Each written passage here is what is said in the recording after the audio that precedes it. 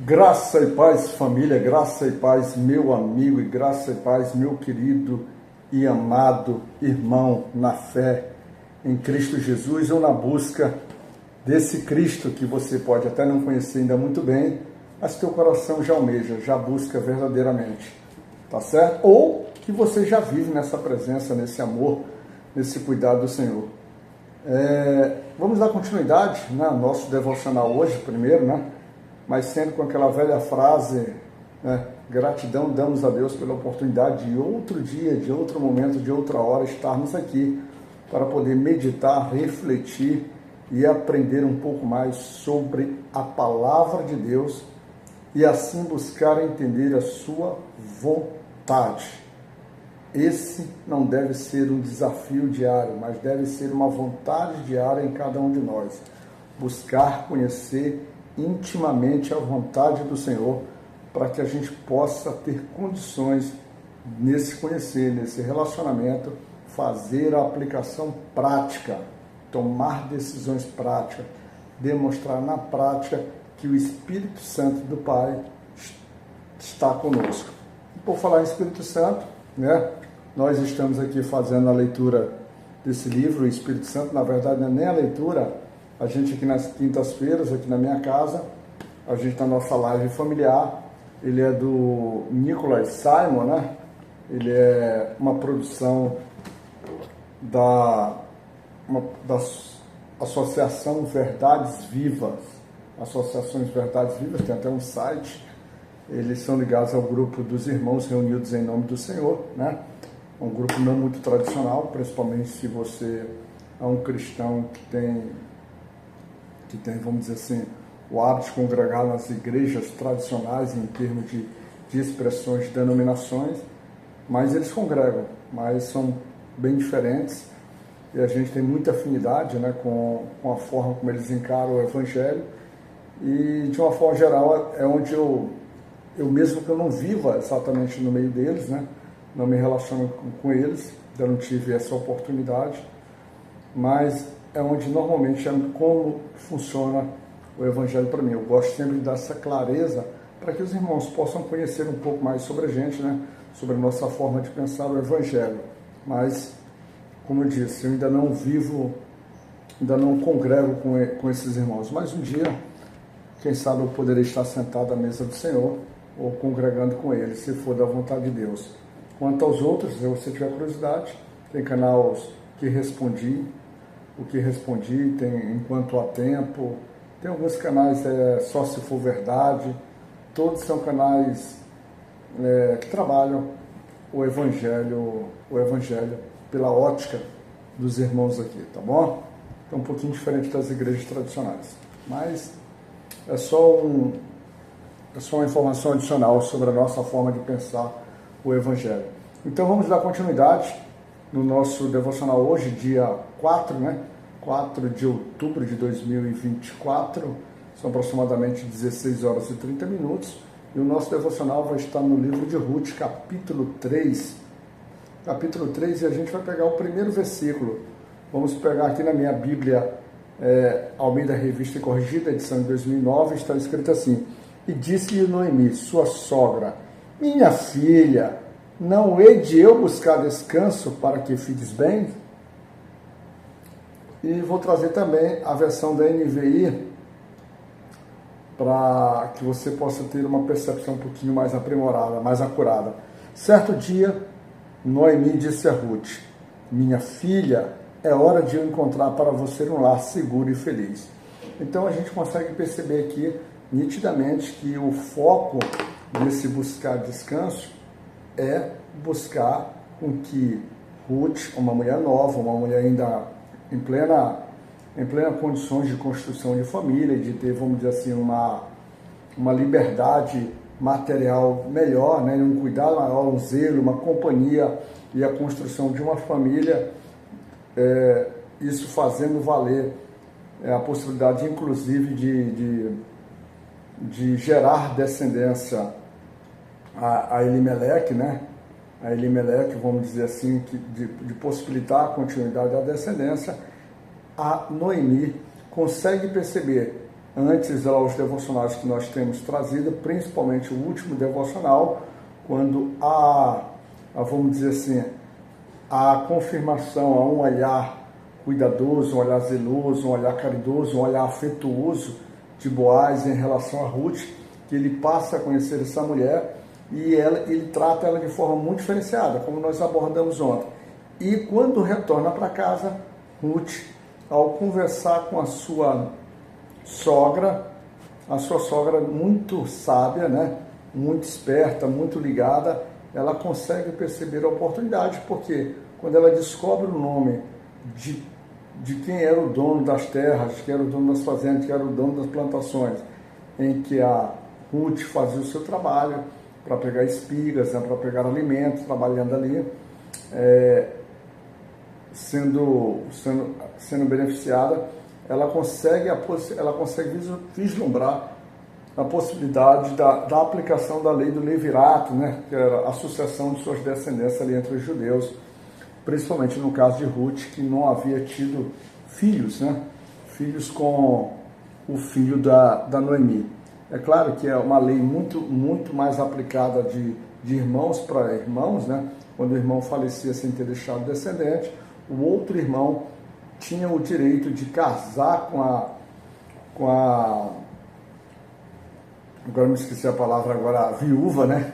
Casar com a viúva, e a partir dali que ele gerasse o primeiro filho, aquele filho deveria ser dado como descendência ao falecido.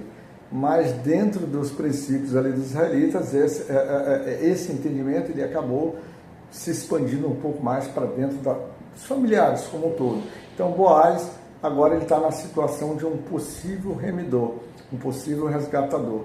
E aí, Noemi, muito sabiamente, percebendo o cenário, percebendo as situações, consegue rapidamente entender que as provisões, a forma como Deus o trouxe, né, a possibilidade, o cuidado que estava acontecendo ali com Ruth, seria vamos dizer assim, uma provisão, vamos dizer assim, um cuidado de Deus, não só para com Ruth, mas para com a própria Noemi. E nós temos que ter como consciência que desde lá do capítulo 1, a Noemi, ela quando ainda estava com suas duas noras, né, ela tinha demonstrado uma preocupação muito grande, né, um zelo muito grande pelo bem-estar para aquelas duas jovens, né, quando ela diz assim, tornai, lá no versículo 12, lá no capítulo 1, quando ela diz assim, tornai, filhas minhas, ide-vos embora, que já muito velha sou para ter marido, ainda quando eu dissesse, tenho esperança, ou ainda que esta noite eu tivesse marido e ainda tivesse filhos, né? Então, isso é porque ela tinha dito isso, e ela tinha confirmado isso, ou bem antes, lá no versículo 8, ela tinha dito assim, disse Noemi às suas duas noras, ide, voltai cada uma à casa de sua mãe, e o Senhor use convosco de benevolência, como vós usaste com os falecidos e comigo.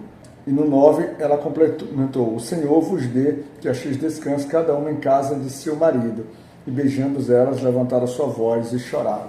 Então a gente vê que lá desde o primeiro momento em que Noemi se vê naquela aflição, se vê naquela angústia, se vê naquela amargura total, naquele sofrimento, naquela vida de limitação, desprovida de bens materiais, desprovida de, inclusive, oferecer para aquelas duas noras um sustento, um nome de família valoroso, toda essa questão material, ela deixa de pensar em si e passa a pensar nas duas noras.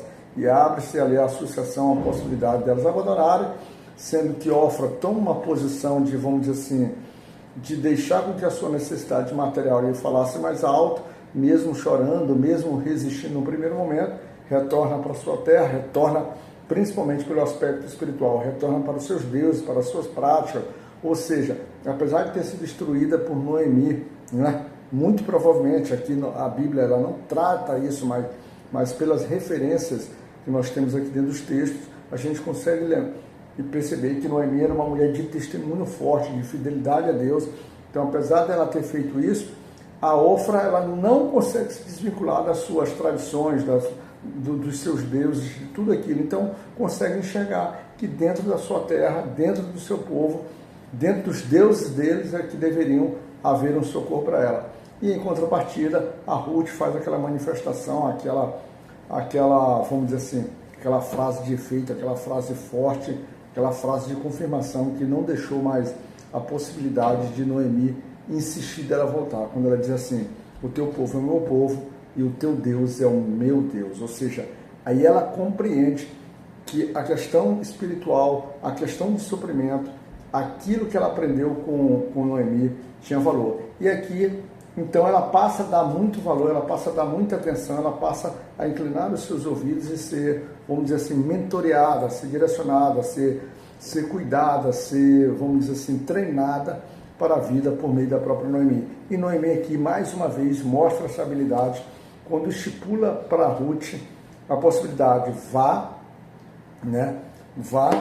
que hoje, como no versículo bíblico, ele diz assim, ela diz assim lá no versículo 3, do capítulo 3, ela diz assim, lava-te, pois, e unge-te, e veste as tuas vestes, e desce a ira, porém não te deis a conhecer ao homem, até que tenha acabado de comer e beber.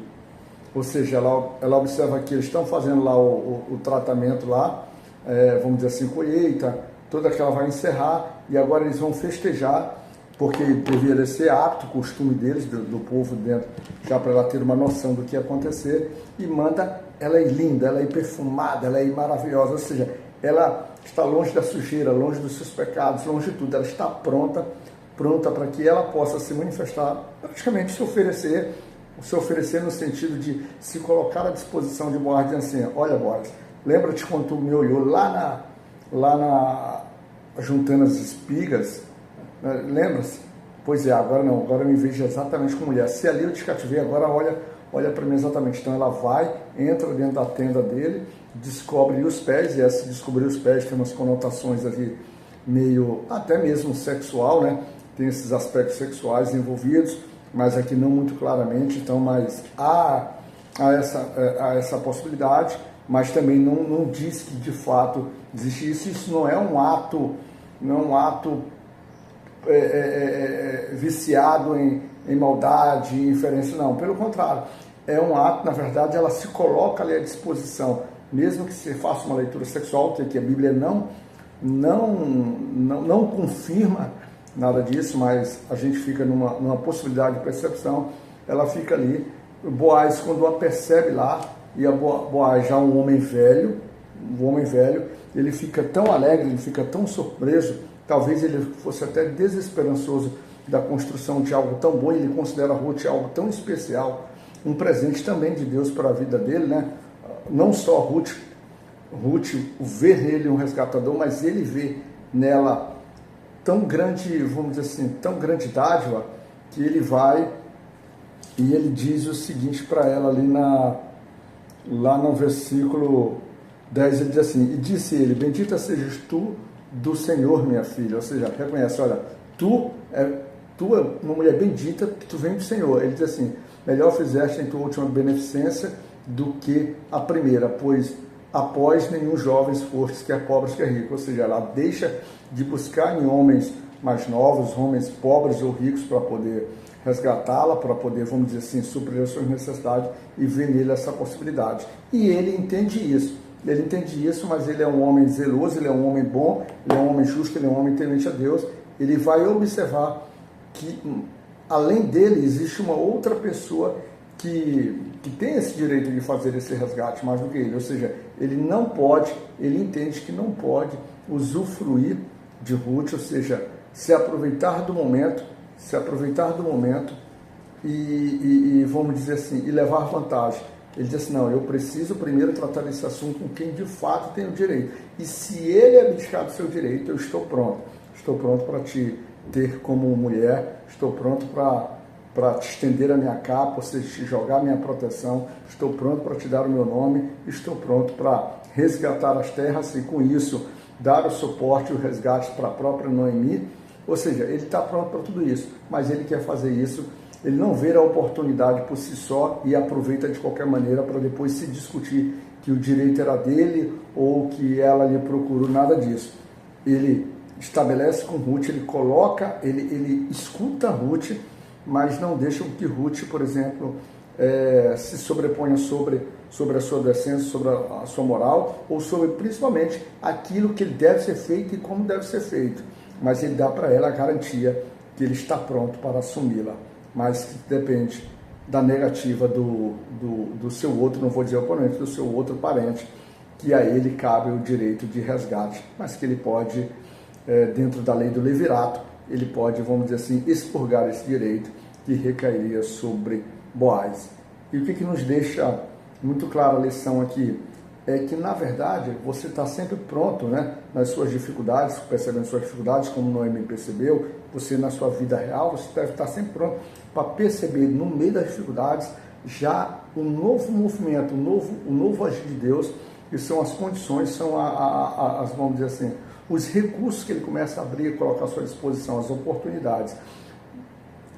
Foi como Noemi fez. Um outro aspecto que a gente deve dar é o ouvido, a questão da, não digo da obediência, mas da atenção, do cuidado, do zelo, que Ruth sempre se coloca, mesmo Noemi, aparentando, está num momento de uma vida de fracasso, mas os conselhos de Noemi, né, Ruth sabe que são valorosos, porque ela vivia com aquela mulher e ela tem vários testemunhos, né, várias confirmações, várias situações que levam ela a acreditar, a confiar em Noemi. E assim ela permanece com seus ouvidos muito bons, como uma discípula verdadeiramente. E por fim, uma lição final que a gente pode tirar disso é a postura que você, como Boaz, teve, que mesmo tendo a oportunidade, que mesmo podendo se fazer, sei lá, ele, dentro das oportunidades, ele procura fazer tudo certo. Primeiro porque ele olha em Ruth, como está escrito lá no versículo 11, ele diz assim: agora, pois, minha filha, não temas, tudo quanto disseste te farei, pois toda a cidade do meu povo sabe que és mulher virtuosa. Ou seja, trazendo o princípio lá de Provérbios 31, sobre mulher virtuosa, ele joga esse conceito sobre Ruth, né, dizendo que mulher virtuosa, ele tem uma preocupação de resguardar a imagem de Ruth, quando você vai lá no versículo 14, quando ele diz assim: ficou-se por deitada a seus pés até pela manhã, levantou-se antes que pudesse um conhecer ao outro. Ou seja, dá a entender que, conhecer ao outro, levantou-se antes que pudesse um conhecer ao outro, dando uma possibilidade de entender que aquilo que da suspeição sexual poderia não ter acontecido, muito provavelmente não ter acontecido, mas a posição que a Ruth se colocava era uma posição de submissão e uma posição de dizer assim: ei, eu estou pronta para ser tua mulher e eu quero que você me resgate. E ele, entendendo isso, porquanto disse, não se sabe que alguma mulher veio a ira, ou seja, estivesse na tenda dele. Ou seja, isso mostra um cuidado, uma preservação da imagem da própria Ruth e também da sua própria imagem, quando ele reconhece que, mesmo estando naquela situação muito favorável a ele, não era direito dele aquela situação. Ele deveria primeiro resolver a questão com quem de direito, quem poderia ter o direito a ter a Ruth e a ter as terras, a ter como tudo, para que depois ele pudesse se manifestar. Mas ele já deixa o coração dela em paz. E é o que o Senhor prepara para a tua vida muitas vezes. Ele já te mostra para que teu coração fique em paz. Então fica na graça de Deus Pai Todo-Poderoso, no amor de Cristo, no cuidado, no zelo para você e sua família, e vai observando e vai estando atento quanto a essas pequenas nuances. Às vezes a situação está extremamente complicada, como era a situação de Noemi quando lá chegou no meio do seu povo, mas a situação já mudou. A situação desde o primeiro encontro de Ruth com Boaz já havia dado sinais de mudança. E esse momento, esse encontro específico, é uma verdadeira confirmação para Noemi, que lá no final ela diz, ela tem essa sensação que ela chega e diz o seguinte, lá no versículo 18 para a Chloe: então disse ela: sossega, minha filha, até que saibas como irá o caso, porque aquele homem não descansará até que conclua hoje este negócio. Tá certo? Fica no amor de Deus, que Deus possa te abençoar e que Deus te cuide, meu irmão.